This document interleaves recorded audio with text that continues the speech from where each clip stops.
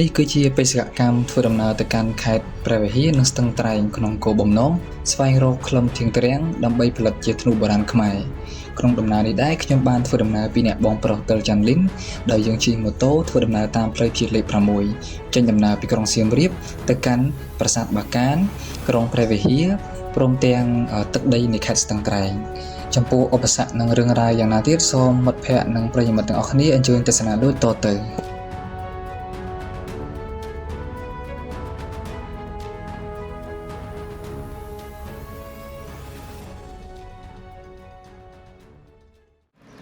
យើងបានធ្វើដំណើរតាមផ្លូវជាតិលេខ6មកដល់ចំណុចស្រុកស្ទងខេត្តកំពង់ធំក៏បត់បោកឆ្វេងដៃតាមផ្លូវកៅស៊ូមួយតម្រង់មកទិសខាងជើង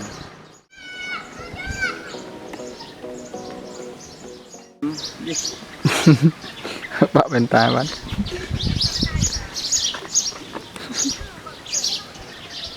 បីរៀលយកចែកនឹង3ឆ្នាំមកបានអូនប្រាក់អីយូរណាស់អត់ទេយកដល់បិទកាយវិញបិទបានហើយពាក់ទៀតសម្បាក់ទៀតបិទទៀត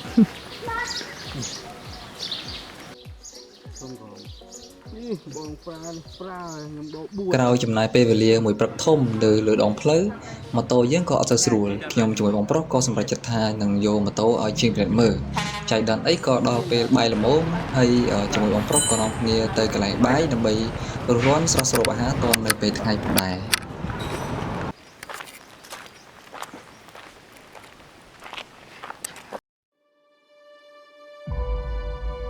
នៅទីនេះហៅថាប្រាសាទចតុមុខដែលមានទីតាំងស្ថិតនៅក្នុងក្រុមប្រាសាទបាកានឬព្រះខ័នកំពង់ស្វាយលក្ខណៈរបស់ប្រាសាទគឺជារូបបដិមាព្រះពុទ្ធយ៉ាងធំបែរទៅកាន់ទិសទាំង4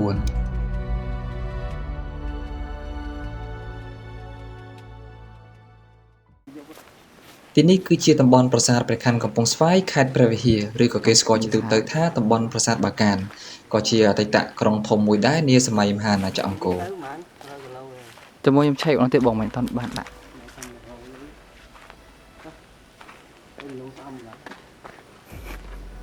ទស្សនៈក៏បានអត់លេទស្សនៈបោះតង់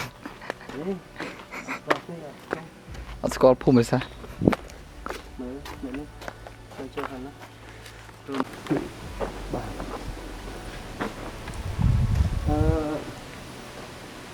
ប្រាសាទកំពង់ប្រាសាទកំពង់ស្បែក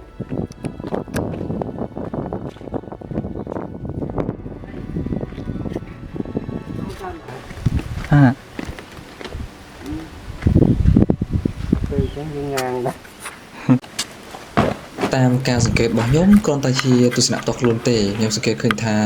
គោវរៈខាងក្រៅដែលយើងកំពុងតែថតនេះគឺក្នុងរចនាបថបាយ័នស្ថិតក្នុងរជ្ជកាលព្រះបាទជ័យវរ្ម័នទី7ប៉ុន្តែតួប្រាសាទបាកានដែលយើងកំពុងតែដើរទៅខាងក្នុងនោះ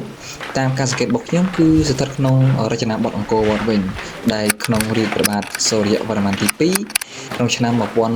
ដល់1150អញ្ចឹងមានន័យថាការកសាងប្រាសាទនៅតំបន់នេះគឺបានបន្តតាំងពីអង្គក្សត្រមុនរហូតមកដល់រាជព្រះបាទជ័យវរ្ម័នទី7ក៏អាចនៅជាទីក្រុងបន្តមានមនុស្សរស់នៅដល់ចុងសម័យអង្គរផងដែរ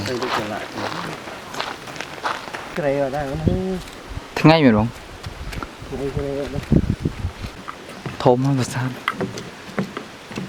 ថែវជុំវិញបាក់អស់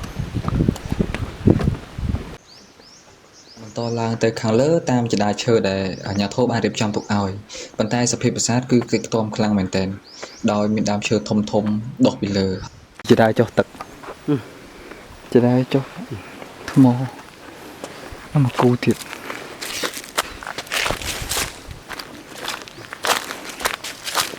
នៅនេះមានស្រះទឹកពីរសងខាងអមចូលទៅកាន់ប្រាសាទទៀតហើយស្រះទឹកនេះខុសប្លែកពីនៅតំបន់អង្គរដែលតែងតែឃើញស្រះទឹកក្នុងព្រះរាជវាំងធ្វើជាជំរេថ្មដូចកម្មជាដែរចុះទឹកប៉ុន្តែនេះធ្វើជាជញ្ជាំងស្មើទឹកក្រោមទឹកមួយទៀតតែនៅស្រាប់មួយទេអញ្ចឹងនោះមួយទៀត2 3 4 2បុកក្រោយទៀត4តែមកពេញលើជើងហ្នឹងក៏មានដែរបែកសាហាវបំណៃធំទូ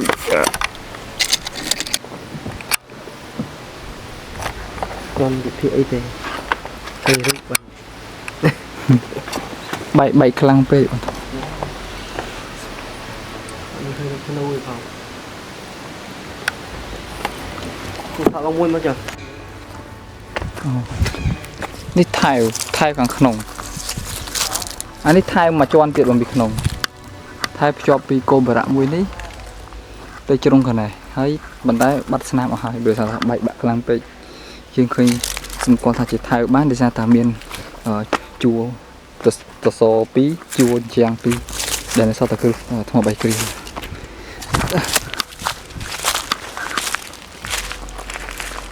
ทั้งหมดใบคลางเหมือนแต่ในสถานกรมติดทั้งหมดถมใบจีไอในซอยตรมมาเรียมได้ก็มีได้จึงมีทางประสานนี้โรงในการบพลายดอยมาดูดิฉันยังเคยมีสนามคลาโดยเฉียดได้ดับจังได้เดินเลยไปทมแล้วยิ่งหลังคือสะอาดแมนเทนสดายครั้งตู้ใบเบอร์จู่ๆความดังไทยเดินบีบไม่ได้ดิฉันปะปะทางการจู่ๆสดายจะเรียกทมนั่นนะสภาพประสาทคือมีเพียบเพลกตอมคลั่งเลือกปีกากัดเฮยเมื่อเตอร์สภาพนี้เลือกปีกำลังในธรรมจิตก็ได้จริงปีที่นี้คือยังตัวสำหรับในกรองแพร่วิเฮียปรุสไอล่างยังเตรียมบินเพลกิจสวายโรคเนี่ยได้ช่วยยื้อตัวโรคเทียงเตียงการทัวร์ดำน้ำจริงปีกรองประสาทของปงสวายแต่การกรองแพร่วิเฮียคือยังทัวร์ดำน้ำตามเพลย์มวยจริงปีกรองประสาทของปงสวายแต่การพรมได้ให้เพลย์ได้ยังกับปงทัวร์ดำน้ำนี่คือจีเพลย์ได้ Google Map บ้านปลาเอาขยมปมนักสมาธิสถานในเพลย์คือปีบะแบบนี้เตะโดยขยมกระทาจีเพลย์ชีดให้ขนมเพลย์นี้ได้คือยืมเป็นอุปสรรคจานเหมือนเต้นการปิดบะในตามเพลย์ได้สยามช่างให้ปัญหาทอมบพดคือบอมปลอกเตอร์จันลิ้นกอดบานทรูตุรุสับบัดในตีตังเพลย์นี้ได้ยืมบานตลอดโบมารกปีไปจุ่มก็มันอาจจะรกเคินถ้าตูสับในตีนาให้ยืมเป็นการสังสัยถ้าอาจมีเนี่ยชีกร้อยกอดหนังเรือบ้านหรือก่ออย่างนั้นก็ยืมเป็นฉบับของได้ปัจจัยเอาไว้ได้สำคัญการฝึกดำน้ำบ่ยืมในแต่บรรโตตึงมุกเราดอลโกได้แต่ดอลกรองแปรวิเฮียในเปยุกกระบี่ยังสำหรับบ้านมายบใส่ล่างยังกระทำดำน้ำแต่จูบเนี่ยได้งอมยืงตะโรดามเถียงเตียง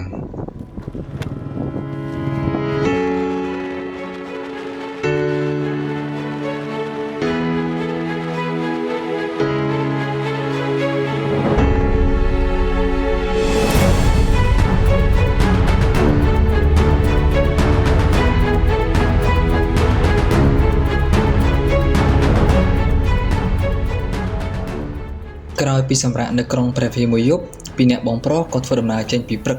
ดำใบตะจูบเนี่ยได้ยังบานนัดนังในใจขยการปีจบมั้งอมปีเรื่องสวายโรคคลำเถียงเตียงโดยกดดังลองเพลย์ยืงแต่การตีตั้งได้เมียนดามเตียงให้อาจยกเพื่อธนูบรันขมายบาน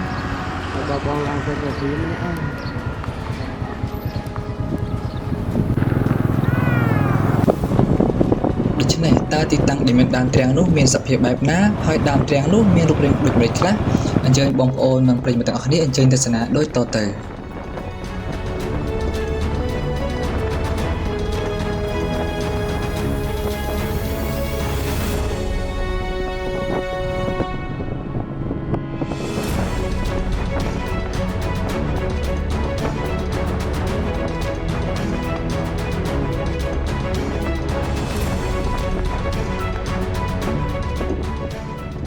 โดยสถานเพียบภูมิศาสตร์ได้บองโอนบานเคยสลับที่นี่คือเชียตำบลได้กระหอมให้ไปเชียโปรดในที่นี้คือโลกประกอบระบบสายจำกาดังดำดำลงจำกาพิจารณาขยมบานสังเกตเคยทำเมียนจำกาสวายจันตีพิจารณาให้นังคลักก็เมียนจำกาไก่สูผ่องได้ให้การทวดำนาบ่อยเยอะคือทวดำนาแต่การปรีมันพิจารณาบทมันเตะบรรทายตีนั่นคือเมียนในดามเตียงให้อายุก้าวคือซอมหลวงโมได้อายุเฟิร์ธนูบารันขมายบานโปรการเฟิร์ธนูขมายบารันนี้คือกับดามเตียงคือสแตทเฟิร์บานอุเตยืนเท้าเลยบ่ anh em cặp theo pruin bàn ยังไง bàn để ở luôn ở ní anh ấy đây cài từ bò này cái linh có lẹ ban này nè bò này hiện đây cài từ từ là hôi đôi dùng mấy nhưng vô tháp bò hoặc khơi hẳn là ngay này ở hết nghiện từ rồi ยังไง bàn ở xa này chuyện chén ở xa tao giờ กลับปกันนะเป็น cha hơi bàn lúc cặp lại em còn sẽ ở lúc bò ไปกระโบดุมุน បងយ៉ាក់ទាស់ដែរណា ចំពោះការកាប់ទាំងត្រាំងនេះទៀតសោតគឺមានភាពពិបាកនិងទាមទារបច្ចេកទេសក្នុងការកាប់ឲ្យបានត្រឹមត្រូវបើពុំដូច្នោះទេធាងដែលយើងយកទៅផលិតនឹងពុំបានជាធ្នូមួយដែលមានប្រសិទ្ធភាពក្នុងការបាញ់នោះទេដូច្នេះក្នុងការកាប់គឺត្រូវទាមទារនៅបច្ចេកទេសឲ្យបានខ្ពស់និងស្របតាមលក្ខខណ្ឌក្នុងការយកមកផលិតធ្នូបុរាណខ្មែរ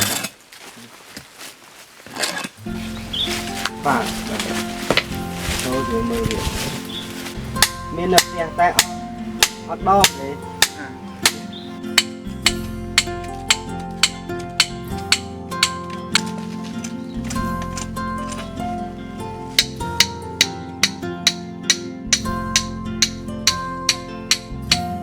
ឡើងឧលលេងតែ12នាក់ឯងហើយក៏ត្រូវដើរមកភ្នំ ចំ នេះចែកមក24នាក់ តាមពិតទៅការមកកាត់ទាំងត្រាំងដំបូងនេះគឺគ្រាន់តែយើងចង់បង្ហាញពួកគាត់អំពីរបៀបនៃការកាប់ទាំងត្រាំងឲ្យបានត្រឹមត្រូវដើម្បីយកមកផលិតជាធ្នូបុរាណខ្មែរដោយការកាប់ទាំងត្រាំងដើម្បីផលិតធ្នូបុរាណខ្មែរនេះគឺខុសពីការកាប់ទាំងត្រាំងដើម្បីយកមកផលិតជាគ្រឿងសង្ហារឹមផ្សេងៗព្រោះការផលិតធ្នូបុរាណខ្មែរគឺត្រូវការមានរបៀបរបបក្នុងការរើសទាំងត្រាំងណាស់ដើម្បីយកមកផលិតជាធ្នូនីមួយៗបាន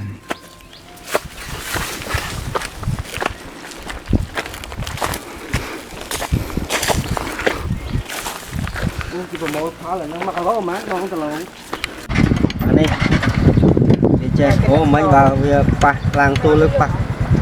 ហើយធ្វើការមួយទៅទាស់ម៉ូតូដួលកាច់ប្រកាន់ហ្មងដល់វាទៅអីមុតបងចាក់នេះ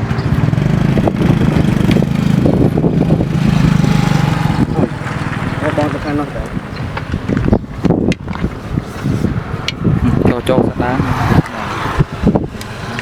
តែនេះវាជីកោកែកាន់បានវាអត់ទៅ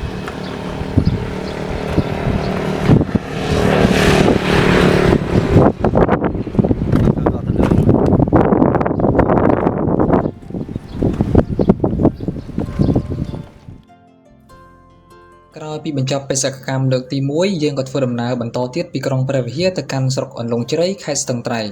ការធ្វើដំណើរទៅកាន់ស្រុកអន្លង់ជ្រៃនេះគឺយើងធ្វើដំណើរតាមផ្លូវជាតិលេខ64ដោយធ្វើដំណើរទៅទិសខាងកើត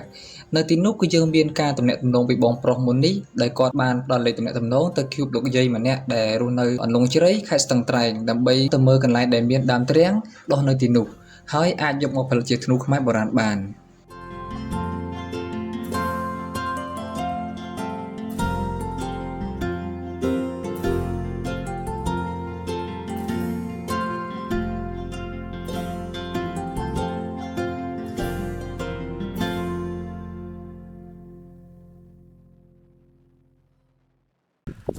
ក្រោយពីសំណេះសំណាលជាមួយលោកយាយហើយលោកយាយក៏បានជូនបងនិងខ្ញុំដើរទៅមើលដើមទ្រាំងដែលលោកយាយបានប្រាប់នៅទីនោះគឺជាវាលចំការដែលភាគច្រើនសុទ្ធសឹងតែជាចំការដំឡូងកន្លែងខ្លះក៏កោសមើមហើយកន្លែងខ្លះក៏ទើបតែចាប់ដើមដាំសាថ្មីហើយដើមទ្រាំងដែលលោកយាយនាំខ្ញុំនិងបងចាន់លីនទៅមើលនោះគឺជាដើមទ្រាំងមួយដើមស្ថិតនៅកណ្ដាលចំការដំឡូង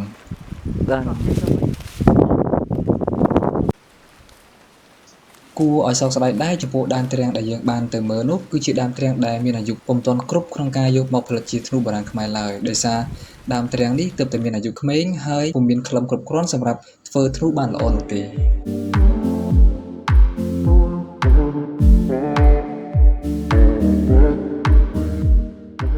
ថ្ងៃក៏បានជ្រេហើយដែរហើយការធ្វើដំណើររបស់យើងក៏បានត្រឡប់ទៅកាន់ខេត្តព្រះវិហារវិញ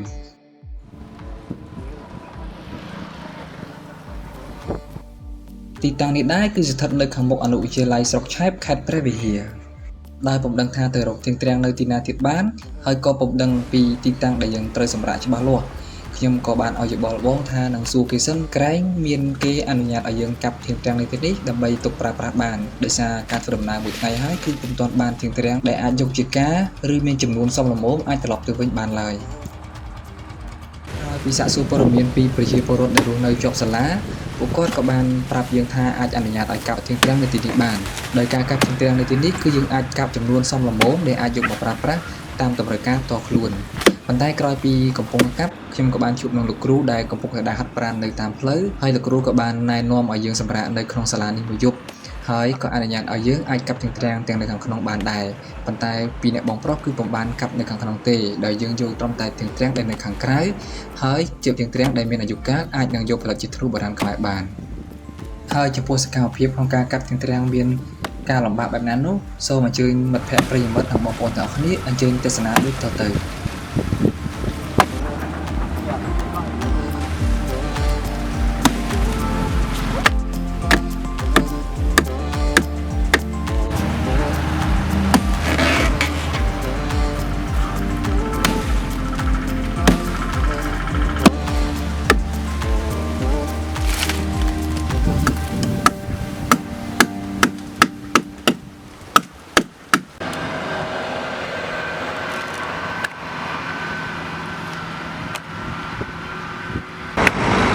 ជាងត្រាំងដ៏វែងៗទាំងនេះយើងត្រូវបានចាំងបន្តទៀតក្នុងប្រវែងសមល្មមចន្លោះ1ម៉ែត្រជាងទៅ1ម៉ែត្រកន្លះតាមដែលយើងអាចធ្វើបានដើម្បីងាយស្រួលក្នុងការដឹកជញ្ជូននិងកុំឲ្យខ្លីពេកពិបាកក្នុងការធ្វើធ្នូបុរាណខ្មែរតាមមិត្តភ័ក្តិបងប្អូនបានឃើញទេនៅផ្នែកពណ៌ខ្មៅនៃធាងត្រាំងត្រង់នឹងហើយគឺជាក្លឹមនៃធាងត្រាំងដែលយើងសម្រាប់យកមកផលិតជាធ្នូបុរាណខ្មែរចំពោះគល់នៃធាងធំៗគឺយើងយកទៅធ្វើជាធ្នូចំណែកឯនៅផ្នែកខាងលើទូចៗគឺយើងទុកសម្រាប់ធ្វើព្រួញ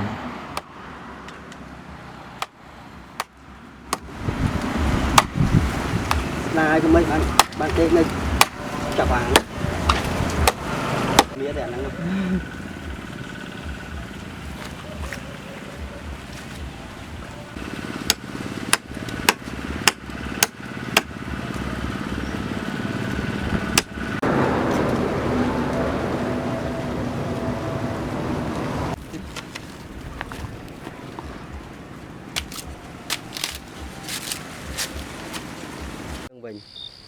វេលាយប់ឡើងខ្ញុំពីអ្នកបងប្រុសក៏បានរៀបចំតង់និងសម្រាប់នៅខាងក្រោយអនុវិទ្យាល័យស្រុកឆែបតែម្ដងដែលមានការជួយសម្របសម្រួលពីលោកគ្រូដែលនៅប្រចាំការនៅទីនោះនៅវេលាយប់ឡើងក៏មានការផ្លុំស្នែងរបស់បងប្រុសទៅចន្ទលីនដែរដូច្នេះអញ្ជើញសម្រាប់ដូចតទៅ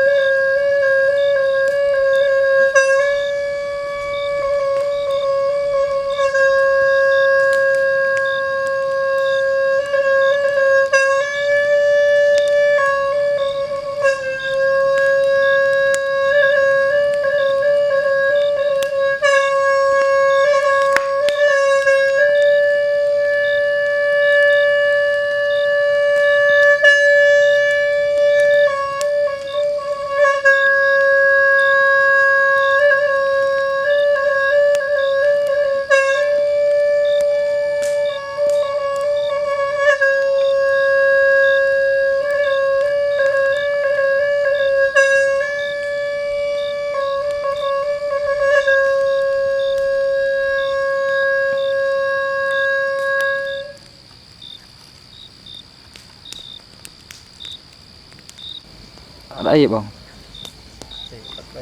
ជាប់តង់ជាប់ បាទខ្ញុំបាទទៅចលិនសូមលំអរកាយគោរពជម្រាបសួរបងប្អូនពេលនេះខ្ញុំនៅសាលាអនុវិទ្យាល័យស្រុកឆែបហើយខ្ញុំក៏បានបោះតង់នៅទីនេះដែលជាការអនុញ្ញាតរបស់បងនៅសាលាស្រុកហើយនឹងលោកគ្រូនៅសាលានេះផងដែរខ្ញុំបាទសូមថ្លែងអំណរគុណដល់លោកគ្រូដែលបានអនុញ្ញាតសម្រាប់ការសាកនៅមួយយប់នេះក្នុងបេសកកម្មមកកាប់ផ្លឹមជំរាំងជាធ្វើធ្នូដើម្បីស្របទៅតាមទិន្នន័យហើយនឹងជំរុញឲ្យខ្មែរយើងមានអត្តសញ្ញាណជាតិខ្មែរនៅរូបភាពជាធ្នូប្រកបខ្មែរបុរាណហើយខ្ញុំក៏សូមអំណរអគុណដល់ម្ចាស់ទឹកដីព្រៃទឹកសា នៅថែរក្សានៅទីនេះផងដែរហើយសូមខ្មែរសុខចម្រើនក៏ប៉ុន្តែមកដល់ទីនេះគឺឆ្លងកាត់ភាពនិយាយចំទៅម្យ៉ាងដែរគឺនៅប្រាសាទបាកានចេញមកគឺបាត់ទូរស័ព្ទហើយឆ្លងកាត់ព្រៃម៉ៃសាក់ឬព្រៃឈើភ្លើងហ្នឹងអញ្ចឹងមិនជាថ្មីទេបាត់ទូរស័ព្ទប៉ុន្តែមានកាមេរ៉ាមែនមួយប្អូនមនីអរគុណគាត់ដែលបានរកដំណើរជាមួយហើយក្នុងពេលរយៈកាលនេះផងដែរខ្ញុំក៏ខំថាបានខំនេះក្រាំងយកទៅធ្វើធ្នូស្របតាមទិន្នន័យដែលអាចជំរុញឲ្យខ្មែរយើងមានទិន្នន័យthêmកាន់តែច្រើនដែលខ្ញុំបានសិក្សាស្រាវជ្រាវកន្លងមកហើយជាចុងក្រោយនេះខ្ញុំសូមអរគុណចំពោះបងប្អូនដែលបានតាមដានវីដេអូក៏ដូចជាអរគុណបងមនីដែលបានរួមដំណើរជាមួយនឹងខ្ញុំក៏ដូចជាអរគុណសាជាថ្មីជាមួយនឹងលោកគ្រូនៅសាលាស្រុកឆាតនេះហើយសូមឆ្នាំថ្មី2025ជូនពរឲ្យបងប្អូនខ្មែររកស៊ីទទួលទានមានបានបាទខ្ញុំបាទត្រិលចិនលិនអ្នកសិក្សាស្រាវជ្រាវក្នុងពុទ្ធខ្មែរបុរាណសូមលំអរកាយគោរពជម្រាបលាបាទ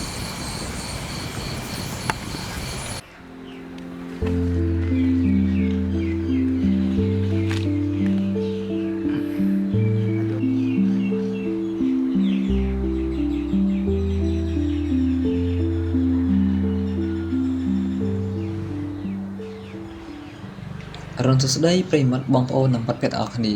នៅខេត្តព្រះវិហារមានអាកាសធាតុត្រជាក់ខុសពីធម្មតាខ្ញុំបាទពីអ្នកបងប្រុសត្រិលច័ន្ទលិនក៏បានងើបតាំងពីព្រឹកព្រលឹមចាក់ចេញពីសាលាអនុវិទ្យាល័យស្រុកឆែប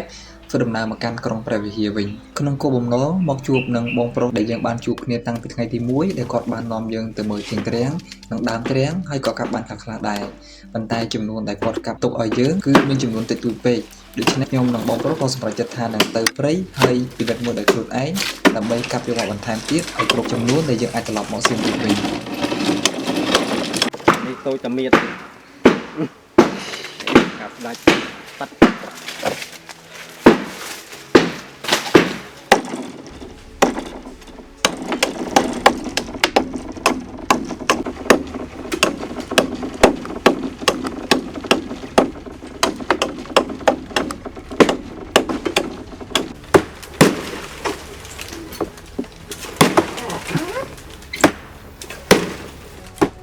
ចំពោះធាងទ្រាំងដែលយកមកផលិតជាធ្នូបុរាណខ្មែរគឺត្រូវការដើមទ្រាំងដែលមានអាយុកាលចាស់ល្មម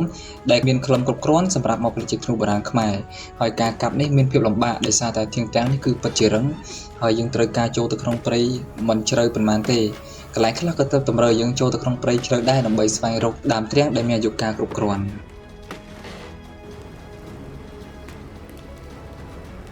ក្រោយពីបញ្ចប់បេសកកម្មខ្ញុំនិងបងប្រុសក៏បានត្រឡប់មកដល់ផ្ទះតាទុំជ័យត្រីសវិញនៅក្រុងសៀមរាបដោយសុវត្ថិភាព